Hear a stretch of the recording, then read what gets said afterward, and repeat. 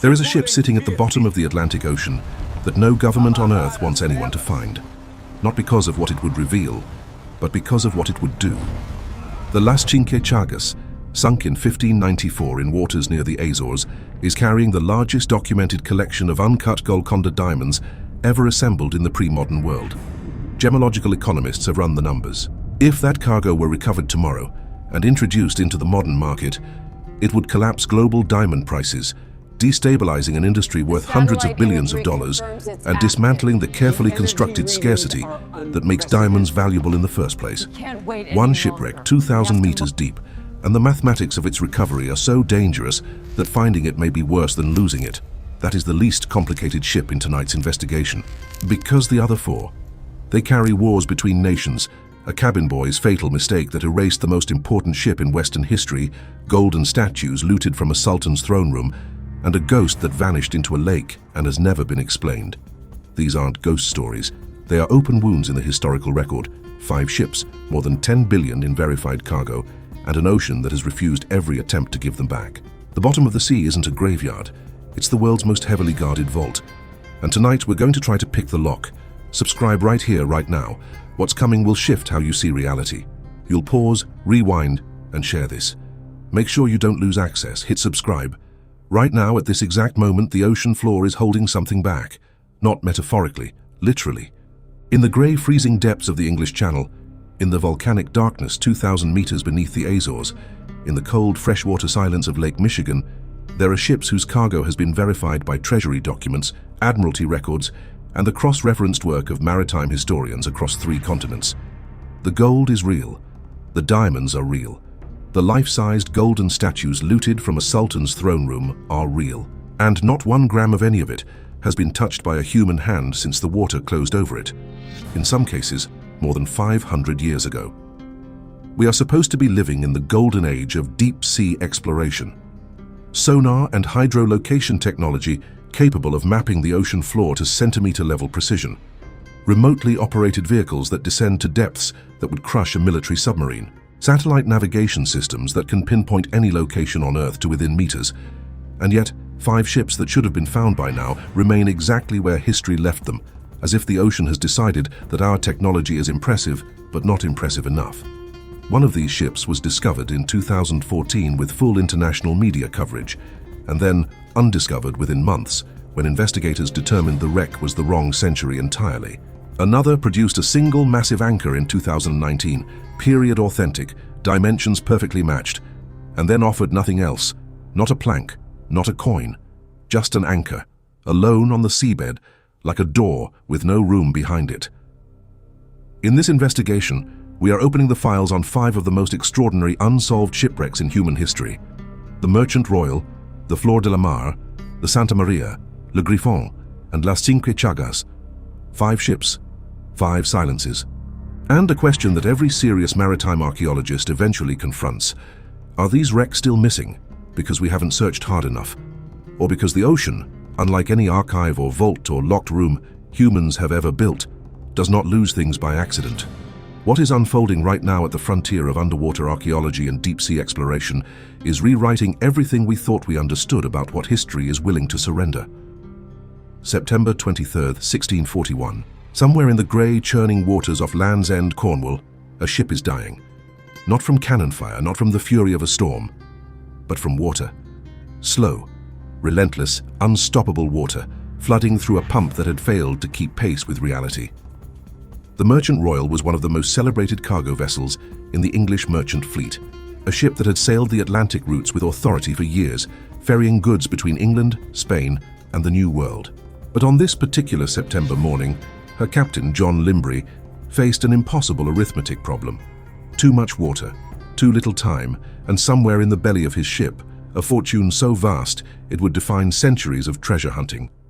Limbury had been at sea long enough to know when a vessel was beyond saving. What he could not have known was that his decision to abandon ship would set in motion one of the most enduring unsolved mysteries in all of nautical history. The cargo manifest of the Merchant Royal reads less like a shipping document and more like a fever dream from the height of the Spanish Empire.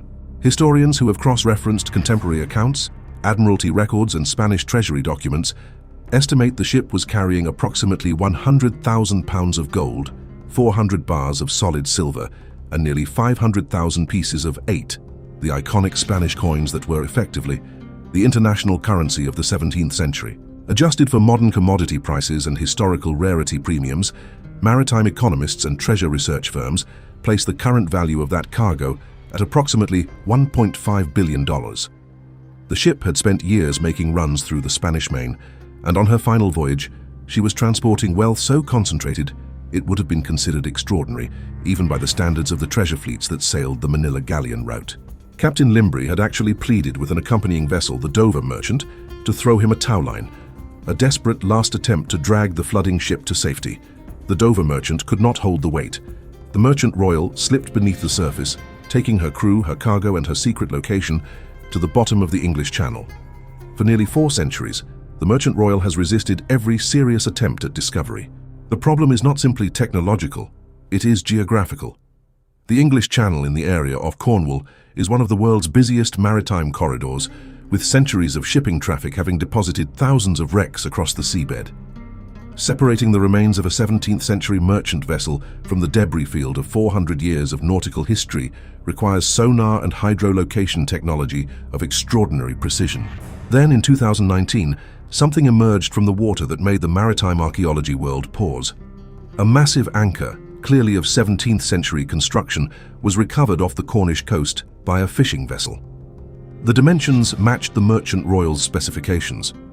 Researchers from the Odyssey Marine Exploration Group, who had already invested years and millions into the search, confirmed the anchor's period authenticity. It was not proof of discovery, but it was the closest anyone had come in 382 years to physically touching the El Dorado of the English Channel. The wreck site has never been officially confirmed, the cargo has never been located, and under current maritime salvage law, the legal battles over ownership rights alone would be as complex as the deep-sea exploration required to reach her. But the Merchant Royal might, for all its staggering wealth, carried something relatively straightforward: gold, silver, coins, documented, catalogued, the kind of treasure that has a known origin. What comes next in our investigation involves a cargo so extraordinary, so historically singular, that 2 nations have been fighting over it for more than 500 years, not just for the gold, but for what that gold represents. February 1511. The Strait of Malacca, the narrow, treacherous waterway between the Malay Peninsula and the island of Sumatra, has just witnessed one of the most dramatic military conquests in the history of the age of exploration.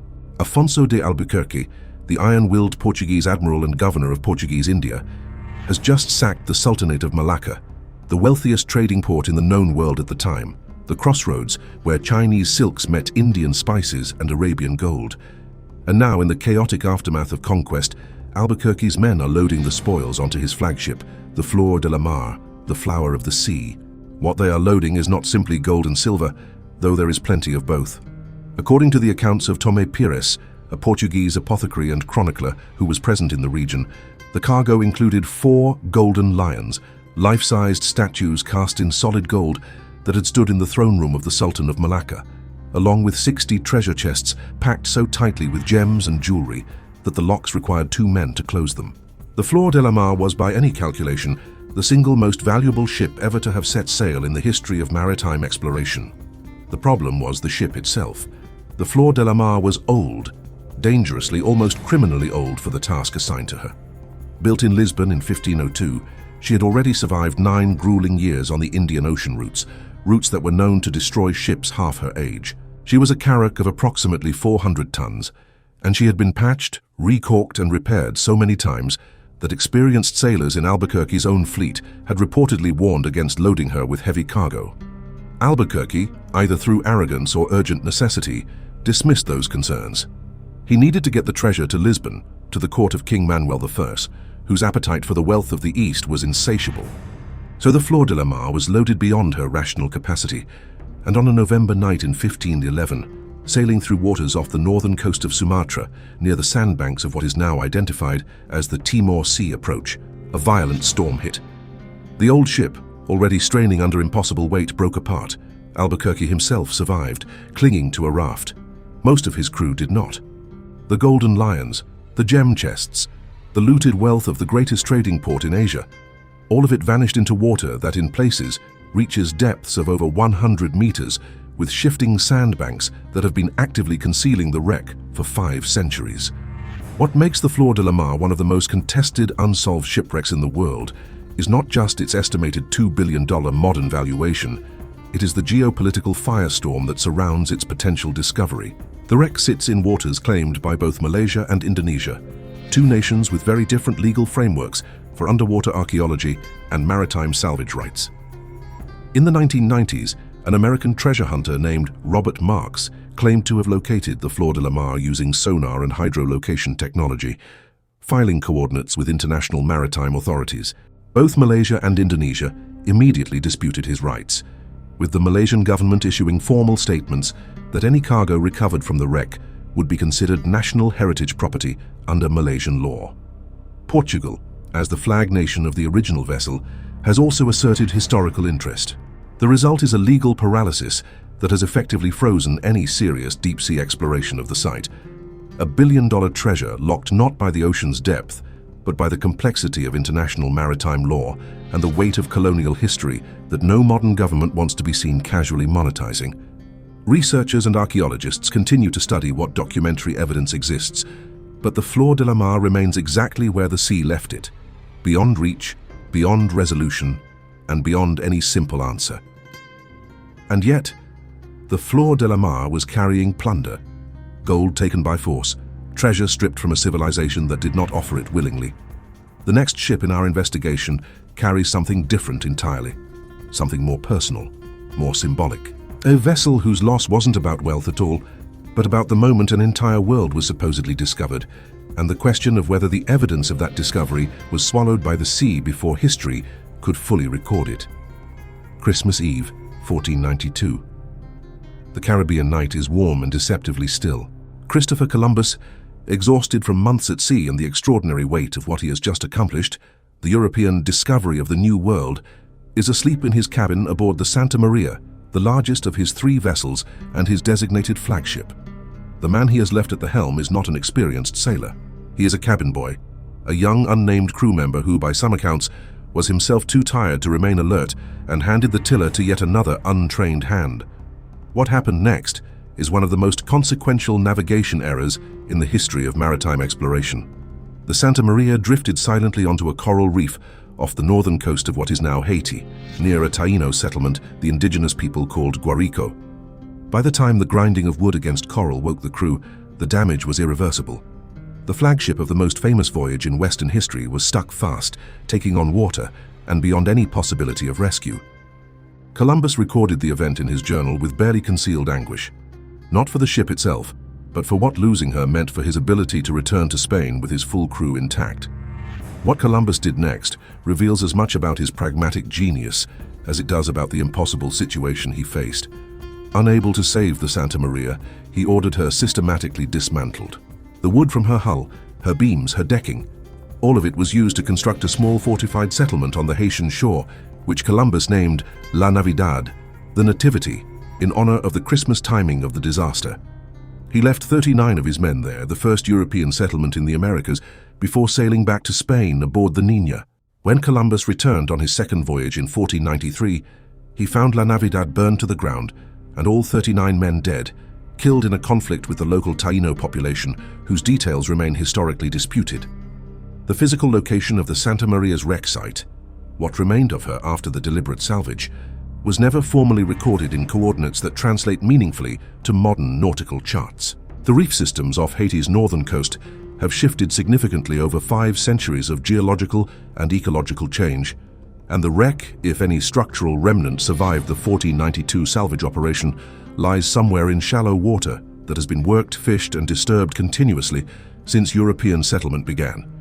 The closest the world has come to resolving this mystery arrived in 2014, when American underwater explorer Barry Clifford announced, with considerable media fanfare, that his team had located the Santa Maria using sonar technology off the coast of Cap Haitien.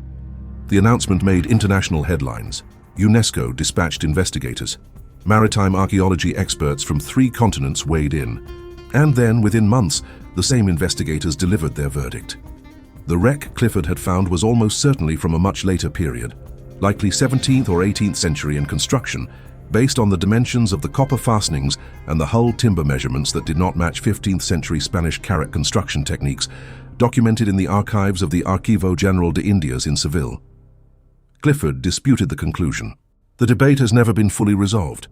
What the episode demonstrated, perhaps more clearly than any single discovery, is how desperately the world wants to find this ship, and how ruthlessly the evidence resists the wanting. Underwater archaeologists continue their work along Haiti's northern coastline, hampered by the nation's ongoing political instability, limited research funding, and the extraordinary challenge of conducting precise nautical history investigation in waters that have been disturbed for 500 years. The Santa Maria remains lost, not in the crushing depths of the open Atlantic, but in the paradoxically more complex shallows of history's most famous harbor.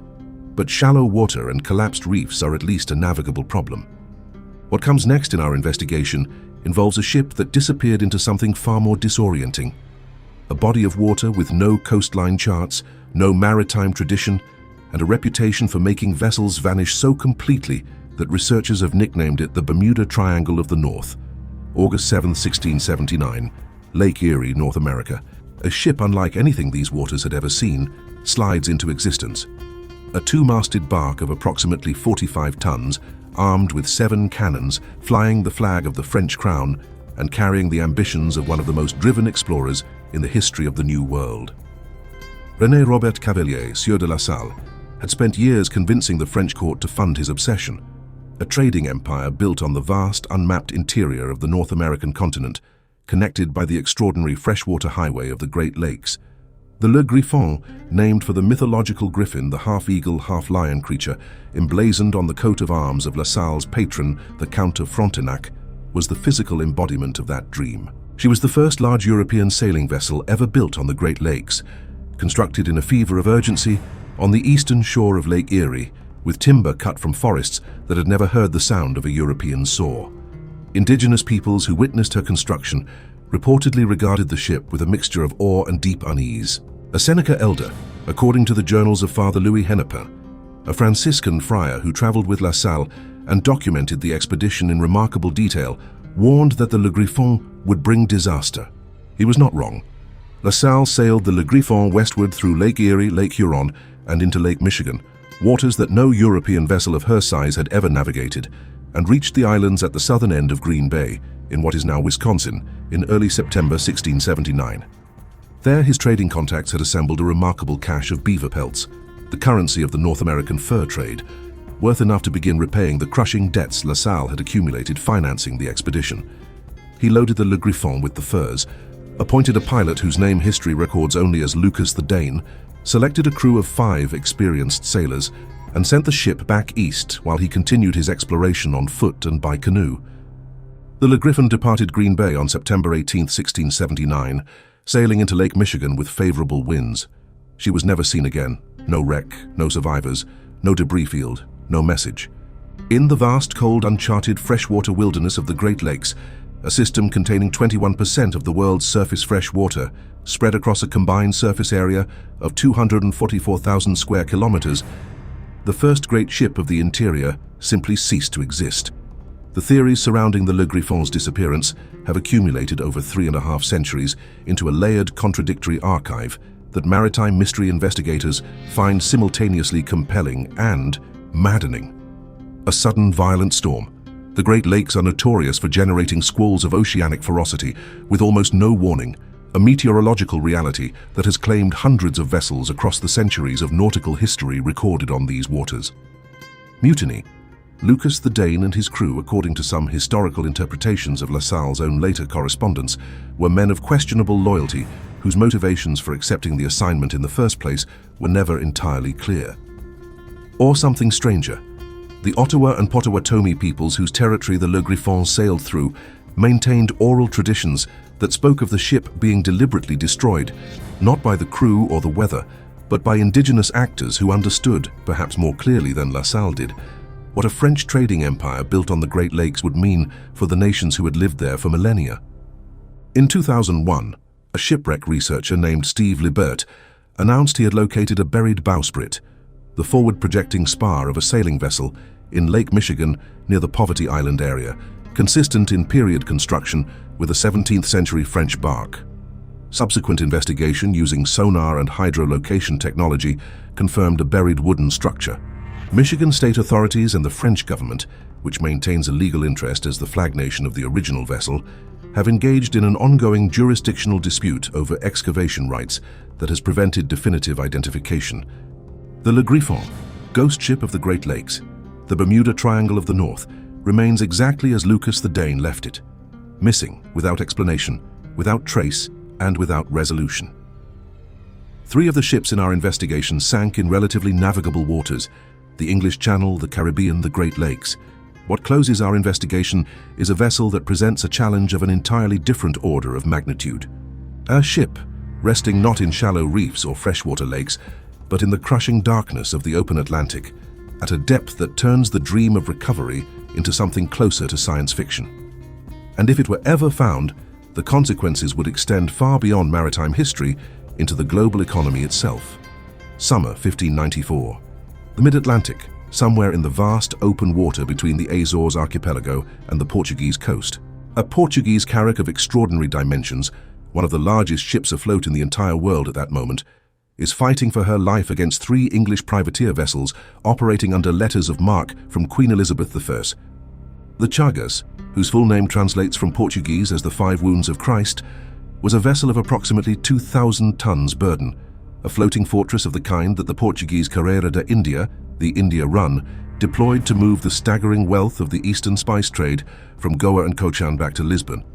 She was commanded by Lourenço de Brito, a veteran captain who understood exactly what he was defending. A cargo that contemporary Portuguese treasury documents, cross-referenced by maritime historian James Boyer-Gian in his landmark 2008 study of Portuguese trade records, estimated to include diamonds from the Golconda mines of India, rubies, emeralds, bales of the finest Chinese silk, barrels of the rarest Indian spices, and a quantity of gold and silver coin that placed the total cargo value, in modern assessment by the wider Pirate Museum research team, at somewhere between $2.6 and $3 billion. The English privateers, Captains Christopher Newport, John Norton, and Robert Witherington, had been hunting her specifically. They knew what she carried. The battle that followed was one of the most ferocious single-ship engagements of the Elizabethan era. The fight lasted 3 days. 3 days of cannon fire, boarding attempts, and desperate close quarters combat across a vessel so large that the English privateers, for all their aggression, could not decisively board and overwhelm her crew. What ended the Chagas was not English seamanship. It was fire. A blaze broke out in the forward section of the ship during the engagement, and in the chaos of battle, with Portuguese sailors fighting on 2 fronts simultaneously, the fire reached the powder magazine. The explosion that followed was reportedly visible from a distance of several miles, described by English eyewitness accounts preserved in the Calendar of State Papers at the British National Archives as a detonation that shook the surface of the sea. Of the estimated 400 soldiers, sailors, and passengers aboard the Chagas, only 13 survived, pulled from the water by the English privateers who had just spent 3 days trying to kill them. The cargo, the ship, and 387 human lives went to the bottom of the Atlantic. Captain Newport, who would later lead the 1607 expedition that established Jamestown, the first permanent English settlement in America, sailed home with the survivors and the knowledge that the greatest prize of his career was sitting on the ocean floor, rather than in an English port. The Chagas had wounded him as surely as her name implied. Here is where the Chagas transforms from a remarkable maritime mystery into something that challenges the very boundaries of what deep-sea exploration can realistically accomplish. The wreck site, based on the navigational records of the surviving English accounts and the most precise reconstruction work conducted by marine cartographer Robert Cassin in collaboration with the Instituto de Investigação do Patrimônio Arquitectónico e Arqueológico in Lisbon, is estimated to lie in water approximately 2,000 meters deep, nearly 1.25 miles beneath the surface of the Atlantic, in the volcanic terrain around the Azores, where the mid-Atlantic ridge creates a seabed. Topography of extraordinary complexity.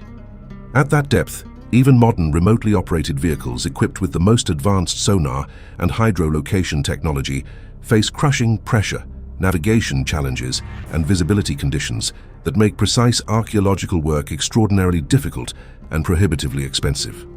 But the depth is not even the strangest dimension of the Chagas problem. The ship's cargo included what historians believe may be the single largest documented collection of uncut diamonds ever assembled in one place in the pre-modern era. Stones pulled directly from the Golconda mines before the depletion of those deposits in the 18th century. Diamonds that would be, by definition, of a size and quality that no longer exists in commercial supply. Gemological economists have calculated, and this calculation has been cited in serious academic discussions of maritime salvage ethics, that introducing even a fraction of the Chagas diamond cargo into the modern market could destabilize global diamond prices in ways that would affect the entire luxury goods industry. The ship is so valuable that finding it creates a problem almost as large as losing it. Researchers and maritime archaeologists continue to investigate the historical record, the navigational calculations, and the possibilities that advancing underwater technology may one day make accessible. For now, the Five Wounds bleeds quietly in the dark, 2,000 meters below a sea that has kept its secret for more than 4 centuries. 5 ships, $5 billion mysteries. 5 silences that the ocean has maintained against every instrument, every expedition, and every dollar thrown at breaking them. But what does it mean that we have searched this hard, for this long, and still come up empty? That question is where our investigation truly begins. 5 ships, 5 silences, and a number that deserves a moment of stillness. More than $10 billion in historically verified cargo, sitting on sea floors that we have mapped, photographed, and analyzed with instruments of extraordinary precision. And still, the ships remain exactly where the ocean put them. Not because the technology has failed, not because the funding has dried up, but because the sea operates on a logic that is older and more patient than anything human civilization has yet constructed to oppose it. What this investigation has really been about is not treasure. It has never been about treasure. The Merchant Royal anchor sitting alone on the floor of the English Channel is not a failure of sonar technology. It is a reminder that proximity is not the same as possession. The legal war surrounding the Flor de la Mar is not a bureaucratic obstacle. It is 5 centuries of colonial history refusing to be quietly monetized by whoever happens to arrive with the best remotely operated vehicle. The Santa Maria's false discovery in 2014 is not an embarrassment for Barry Clifford. It is a demonstration of how desperately we need certain stories to have physical, touchable endings, and how ruthlessly the evidence declines to cooperate with that need. Le Griffin did not vanish into Lake Michigan because of a storm or a mutiny or a supernatural anomaly. It vanished because the Great Lakes in 1679 were a wilderness so complete that a 45-ton armed bark could disappear into it as easily as a whisper disappears into wind. And the Chagas, the ship whose recovery could destabilize a global industry, is perhaps the most honest of all 5, because it forces a question we almost never ask about lost things. What if some discoveries carry consequences large enough that the finding is genuinely worse than the losing? Researchers and maritime archaeologists continue to investigate all 5 of these wrecks with every tool available to modern science. The scientific community remains actively divided on the location of the Santa Maria, with ongoing underwater survey work along Haiti's northern coast producing new data every field season. Sonar mapping of the Lake Michigan site identified by Steve Libert continues under the joint oversight of American and French heritage authorities. Deep-sea exploration teams operating in the Azores region are developing new remotely operated vehicle technology specifically designed for the volcanic terrain complexity that places the Chagas beyond current operational reach. These are not cold cases. They are live investigations, and new discoveries emerge with a regularity that should give anyone pause before declaring any of these mysteries permanently unsolvable. This is what the history of underwater archaeology actually teaches, underneath all the romance and the billion-dollar valuations. Our understanding of the past is not a fixed document. It is a living, constantly revised investigation that advances one recovered artifact, one corrected coordinate, one re-examined historical record at a time. The ocean floor is not a graveyard, it is an archive. And like all archives, it yields its contents not to the most aggressive searcher, but to the most patient, the most rigorous, and the most honest about the limits of what they actually know. These debates remind us that history is still being written, not in lecture halls or textbooks, but in the dark, pressurized silence 2,000 meters below the surface, where 5 ships are waiting for us to become worthy of finding them. This isn't about conspiracy or hidden agendas. It's about the unanswered questions that sit at the very heart of mainstream maritime science, questions that the scientific method demands we continue pursuing, regardless of how uncomfortable the implications become. Next time you stand at the edge of the ocean and look out at that flat, deceptively simple horizon, you'll know what's underneath it. Not emptiness, not silence. 5 locked vaults, $10 billion in verified history, and an investigation that is very far from over. This is just the first case file we've opened together.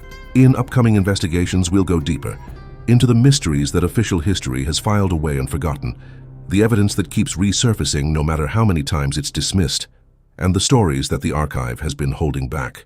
Subscribe so you don't miss when we open the next file. Turn on notifications, because this story has many more layers, and the next one begins exactly where this one left off.